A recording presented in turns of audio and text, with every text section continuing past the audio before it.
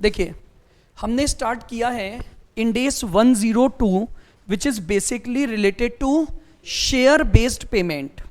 तो देखिएगा, मैंने क्या बताया, ये इंडेस एप्लीकेबल होगा अगर कोई भी एंटिटी अपने ट्रांजैक्शन का सेटलमेंट या तो इन फॉर्म ऑफ शेयर्स करे, यानी जैसे मान लो फॉर एग्जांपल मैंने कोई असेट खरीदी और बदले में मैंने उसे अपनी कंपनी के क्या दे दिए, शेयर्स दे दिए, तो ये मेरा जो सेटलमेंट हुआ वो किस फॉर्म में हुआ, इन फॉर्म ऑफ शेयर्स।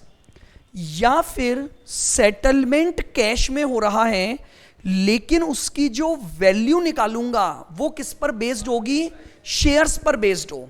यानी जैसे मान लीजिए फॉर एग्जांपल मैंने रॉ मटेरियल परचेज किया लेकिन रॉ मटेरियल का जो पेमेंट होगा वो कैश में होगा, लेकिन मैंने सामने वाले के साथ एग्रीमेंट किया कि कैश कितना दूंगा, मेरी कंपनी के 3000 शेयर्स की मार्केट प्राइस के बराबर कैश दूंगा।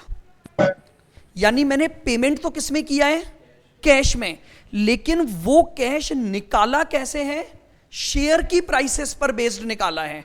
मैंने उसे ये नहीं कहा कि मैं तुम्हें 1 लाख रुपए कैश दूंगा या मैं तुम्हें 2 लाख रुपए कैश दूंगा। मैंने उसे बोला कि कैश दूंगा जितने 3000 शेयर उठा लो मेरे, और आज सेटलमेंट के दिन उनकी जो मार्केट प्राइस चल रही होगी उस मार्केट प्राइस के बराबर तुम्हें क्या दे दूंगा, कैश दे दूंगा।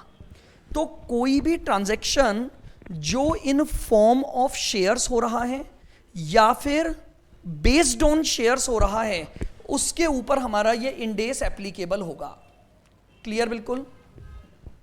फिर मैंने बताया था कि कुछ और बातें इन्होंने बोली इस इंडेस को अप्लाई और नॉन अप्लाई करने के लिए। पहला पॉइंट इन्होंने बोला there must be an agreement between the parties.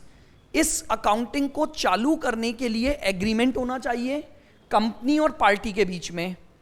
Agreement का मतलब हो गया उस शेयर बेस्ड पेमेंट से रिलेटेड जितनी भी टर्म्स एंड कंडीशंस हैं, जितनी भी टर्म्स एंड कंडीशंस हैं वो सब एग्री होनी चाहिए और कम्युनिकेट होनी चाहिए।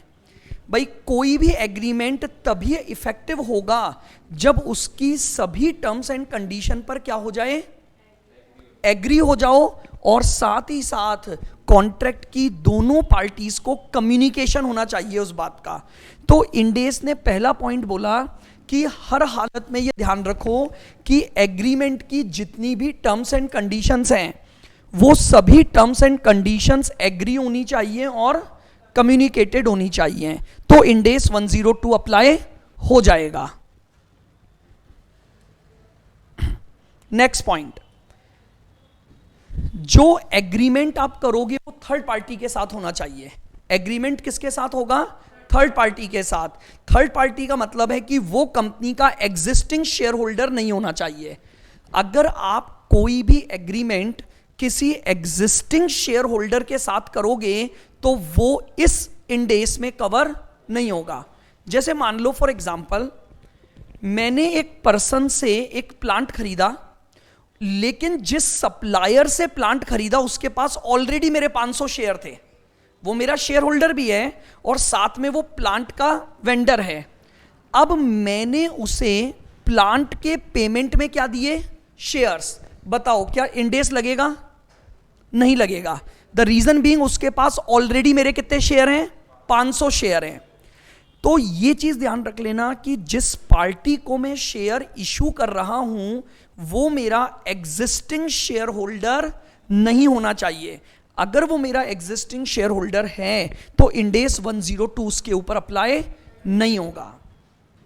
नेक्स्ट, जब एक कंपनी राइट शेयर्स इशू करती है, किसको, एग्जिस्टिंग शेयर होल्डर को, तो अब वही बात आ गई, वो मेरा एग्जिस्टिंग शेयर होल्डर है तो उसको अगर मैं राइट इशू दे रहा हूं तो इंडेस एप्लीकेबल नहीं होगा।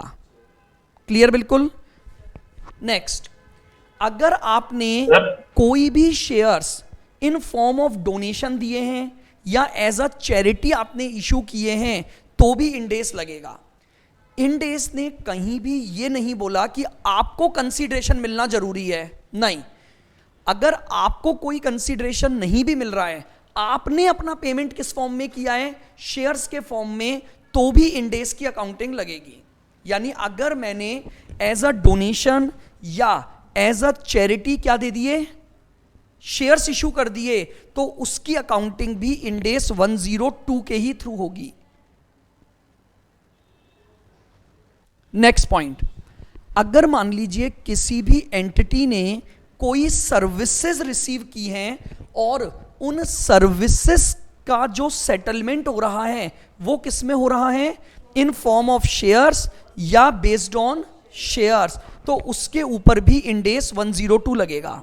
जैसे मान लीजिए फॉर एग्जांपल मैंने एक एजेंसी को हायर किया कि भैया तुम मेरे यहां पर प्लांट एंड मशीनरी की रिपेयरिंग सर्विसेज दोगे। मैंने उसके साथ 3 साल का या 3 महीने का 6 महीने का कॉन्ट्रैक्ट कर लिया कि तुम मुझे क्या करोगे, रिपेयर और मेंटेनेंस की सर्विसेज दोगे और मैं तुम्हें उस सर्विस के बदले में अपनी कंपनी के क्या दे दूंगा, शेयर्स दे दूंगा। तो अगेन मैंने अपना जो सेटलमेंट किया वो किस फॉर्मेट में किया, इन फॉर्म ऑफ शेयर्स। तो अगर इन फॉर्म ऑफ शेयर्स किया है तो इसका मतलब मेरे ऊपर इंड एस 102 अप्लाई हो जाएगा। Next, bonus shares. तो बोनस शेयर तो दिए ही किसको जाते हैं, एग्जिस्टिंग शेयर होल्डर को। तो अगर कोई भी कंपनी अपने एग्जिस्टिंग शेयर होल्डर को क्या देती है, बोनस शेयर्स देती है, तो उसके ऊपर इंड एस एप्लीकेबल नहीं होगा।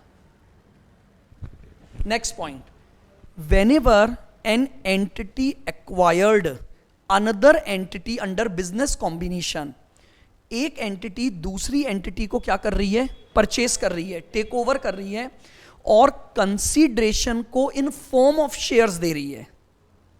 मैंने एक